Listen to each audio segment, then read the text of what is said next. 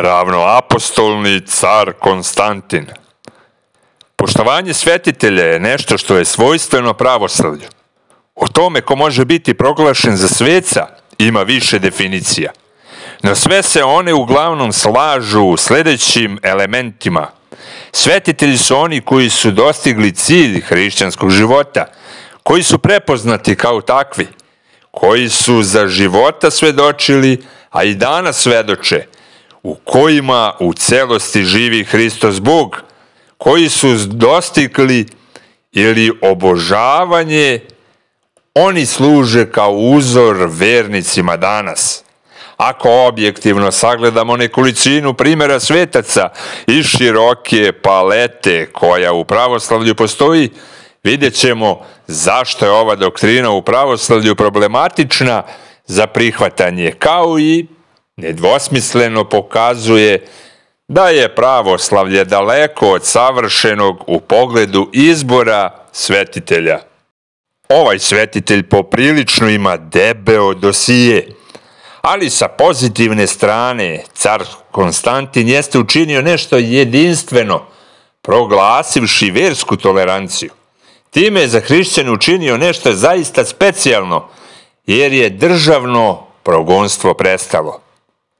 Nije on bio dobar samo prema hrišćanima, kao što ovi naši volu da govore, već istovremeno nastavio da finansijski pomaže i paganske hramove, a do smrti je nosio titulu vrhunskog paganskog sveštenika žreca. Također, nastavio je da svetkuje paganske praznike. Pitamo se, da li ovo priliči oboženom hrišćaninu? Pa naravno da ne priliči.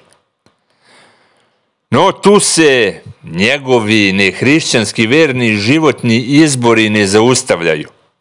Ovaj svetitelj odbija da uradi nešto što je svojstveno svim istinskim hrišćanima.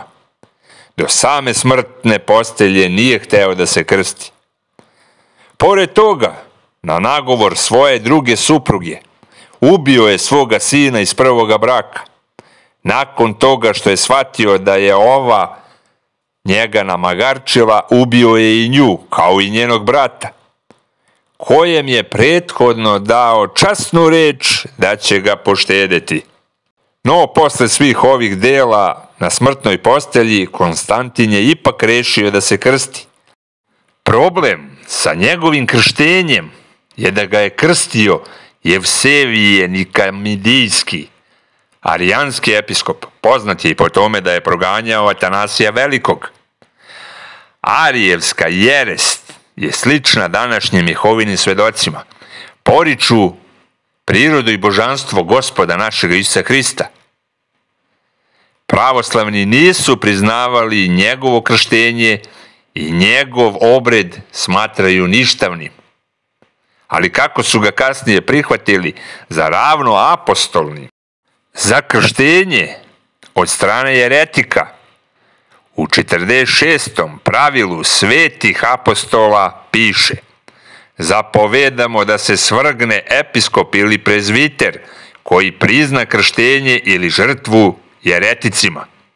Pored toga, vladika Nikolaj veli: ko nije kršten ne može se spasiti. To nije baš jasno po kojoj je to formuli ovaj svetitelj uopšte smatran spasenim od pravoslavne crkve, a kamoli svetiteljem, kad mu se po kanonima ni krštenje ne može priznati. Dakle, čovek koji je bio osvedočen paganin, ubica, čak i svojih najbližih, nije bio kršten, bar ne po pravoslavnom kanonima, je proglašen ne samo za svetitelja, već je nazvan i ravnoapostolnim. To jest, pravoslavna ga crkva izjednačuje sa apostolima poput Petra i Pavla. Da li je ovo neko čije delo zaista izgleda oboženo i čiji primer valja slediti?